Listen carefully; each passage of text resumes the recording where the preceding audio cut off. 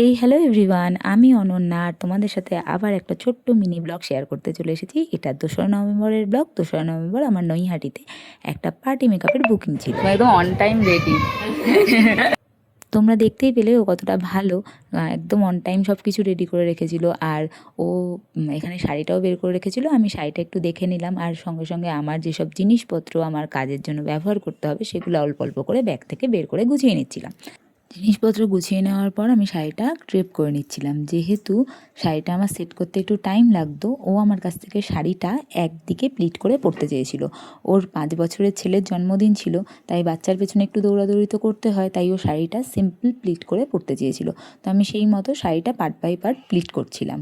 আর আমার সাথে যেহেতু কেউ ছিল না, তাই আমি একটু একা হাতে কাজ করতে হবে বলে কাজটা এগিয়ে রাখছিলাম। ও সেই টাইমে ছেলেকে খাওয়াতে গেছিলো। এবার শুনে নাও ওর কী রিকমেন্ড ছিল। বলো, তুমি আমাকে বুক করেছো সোশ্যাল মিডিয়াতে দেখে।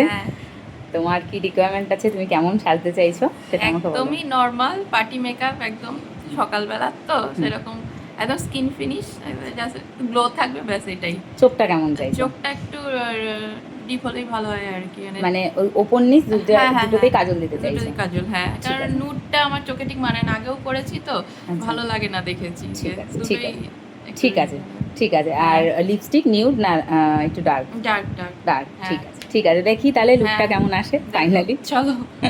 ওর পছন্দ অনুযায়ী মেকআপটা যখন এগোচ্ছিল, দেখো মাঝপথে আমি একটা ক্লিপ নিয়ে রেখেছি। যেহেতু আমি একাই ক্যামেরা করছিলাম, সাথে কেউ ছিল না, তাই আমি মেকআপটা দেখাতে পারিনি, বাট একটা জাস্ট ক্লিপ নিয়ে রেখেছিলাম ছোট। দেখো তোমরা কেমন লাগছে ওর বেসটা। আর ফুল কমপ্লিট হওয়ার পর এটা ওর লুক ছিল। একদম কমপ্লিট হয়ে গেছে যখন, তখন এই ভিডিওটা আমি নিয়েছিলাম। আর এরপরে ওর রিভিউটাও আমরা শুনে নেবো। দেখো ওর কেমন লাগলো সাজটা, সেটাও আমাদের সাথে শেয়ার করছে। খুব পছন্দ হয়েছে, যেমন চেয়েছিলাম একদম সেরকমই হয়েছে।